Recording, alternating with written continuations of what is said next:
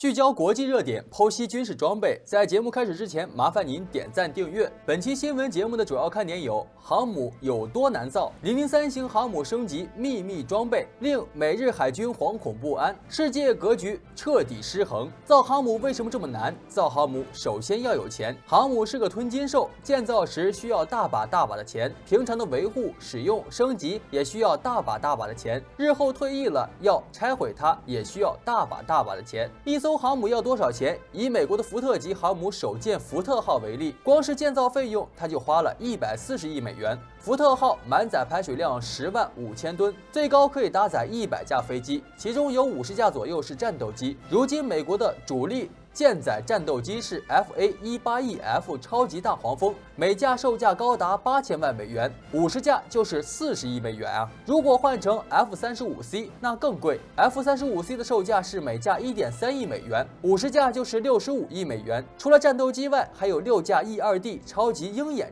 预警机，它每架的售价高达2亿美元，加起来就是12亿美元。还有6架 EA-18G 咆哮者电子战机，这玩意儿也不便宜，每架要1.5亿美元左右。剩下的就是 C2 灰狗运输机2架、反潜直升机、搜救直升机、运输直升机，它们加起来有20架左右。想要将它们买完，起码要8亿元左右。你看看，光是航母加上舰载机，采购费用就超过200亿美元了。再算一下护航军舰，一般来说，一个航母战斗群最少由1艘航母、4艘护航的水面军舰、2艘攻击型潜艇组成。美国的阿里伯克2A 级导弹驱逐舰每艘要高达15亿美元，洛杉矶级攻击核潜艇的售价每艘高达10亿美元。这么一算，组建个航母战斗群就需要超过300亿美元了。而很多国家一年的军费还没达到这个数呢。即便是轻型航母，比如说像日本的出云级那样的，它的建造费用也要10多亿美元。如果再给它配上舰载机和护航军舰，也要20-30亿美元。而这些军舰、军机在服役期间所产生的费用，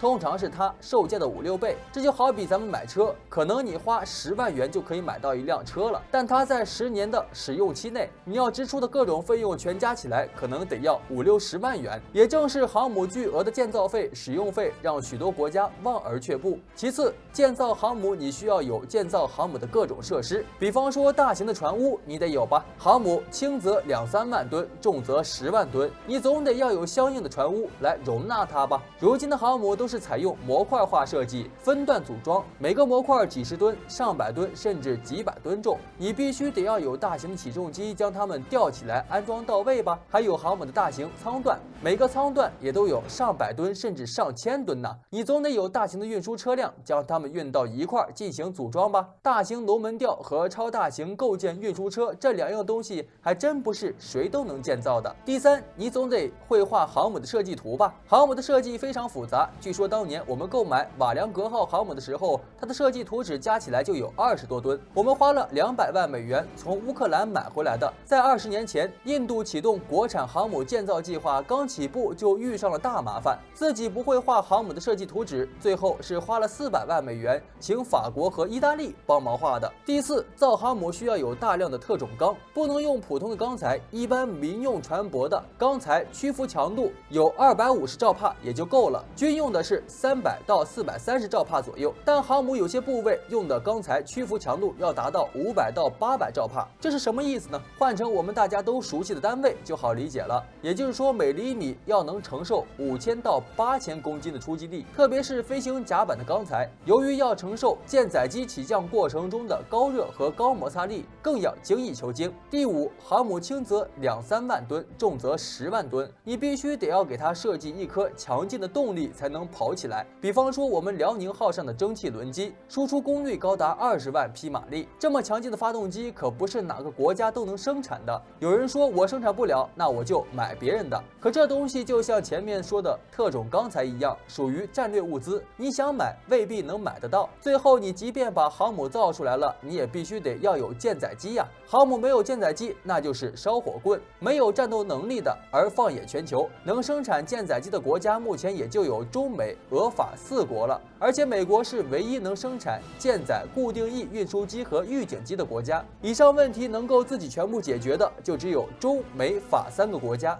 003号航母的设计与前2艘航母不同，如果它采用了电磁弹射器系统，那么这艘航母将使用弹射起飞式飞行甲板，而非滑跃式甲板。消息人士称，我国一直在试图完善舰载机的各种机型。003号如果正式服役，届时这艘航母上面的预警机、侦察机、反潜机将一应俱全。美军第7舰队司令官海军中将比尔·莫茨对于我国海军发展速度十分吃惊，他的心情也是十分复杂的。莫茨认为003号航母一旦下饺子，那么美国海军将被挤出西太平洋地区，海峡局势会彻底失控。俄罗斯军事专家则认为，比尔·莫茨中将担心晚了，因为大陆装备的东风21D 和东风26弹道导弹已经改变了战争方式，美军大型2栖登陆舰艇在战时只能不断后退，以确保自己的安全。大陆建造的航空母舰并非是为了在海上与美军航母硬碰硬的，中国一直以来都非常低调。就在最近一段时间，终于不再隐藏实力，我国的中央电视台集中报道中国正在服役的国产航母山东舰。山东舰甲板出现了一大批歼15战斗机，整整30架歼15战斗机整整齐齐地排列在山东舰的甲板上，蓄势待发。它的出现意味着中国自主研发的航空母舰可以在短时间内形成强大的空中支援力量。在短短20年之间，中国竟迎头赶上西方国家100年才能完成的事业。中国在航母事业上的成就让不少西方国家都为之震惊。纵观世间来看，是否拥有航空母舰以及航空母舰的数量有多少，可以说在很大程度上代表了一个国家在海上军事实力的水平。中国的海军现如今早已经迈入双航母时代，同时这也代表着中国已经拥有独立设计并且建造航母的实力，这也是目前全世界只有少数国家所具备的能力，标志着我们中国已经开始成为一个航母大国。现如今，我国不仅有着非常广阔的陆地，还有着属于自己辽阔的海洋领地。双航母极大地保证了我国海洋主权不受侵犯。美国之所以能够在世界上耀武扬威，和美国海军实力强大有着直接的关系。毕竟美国可是有着11艘航空母舰，在这11艘航空母舰当中，有10艘为尼米兹级核动力航空母舰，另外加1艘福特级核动力航空母舰。目前这艘福特级航母在全球范围内是体积最大、排水量最大的舰载机，而且能够搭载近100艘战机，这也使得它的作战能力大大加强。在动力方面还全部都是核动力，这样的海上实力可以说是无人能敌。而在我国山东舰还没有正式投入使用的时候，有不少人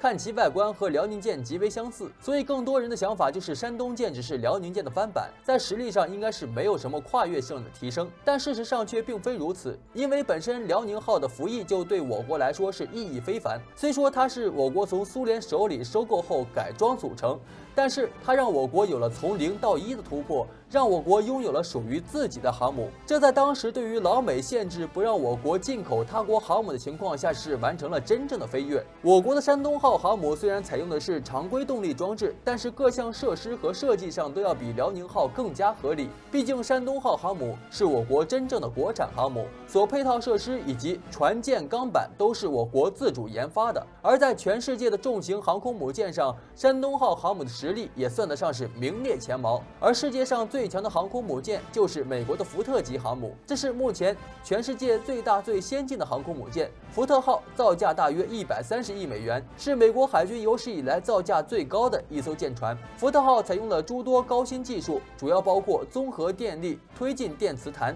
是美军21世纪海上力量的主力舰。计划在2050年之前建造10艘，目前刚刚服役1艘，满载排水量约为11万吨，可搭载舰载机数量为75架左右。我们的山东舰正常排水量大约在6万吨，满载排水量可达7万吨左右，至少可以搭载36架歼15舰载机。虽然山东舰对比美国的罗斯福号航母和福特号航母的数量上，我国依然是稳居前3。我国的山东舰虽然不是最先进的，但其本质却是我国第1艘纯国产航母，并且我们的中国在动力方面已经实现了对电磁弹射技术的突破，这样也就意味着现在建造的003号航母未来将装备电磁弹射系统，重新设计甲板布局更大的面积，拥有更大排水量和更大的舰载机载机的数量。而山东舰的强大性能也得到了俄罗斯的羡慕，就连美国看到山东舰的真实实力也发出了由衷的感叹，那就是中国的山东舰实力实在是隐藏得太深了，远比我们想象的要厉害得多。中国的军事科技力量正在随着时间的推移慢慢的增强，强，这种发展的速度，即便是世界排名第1的美国，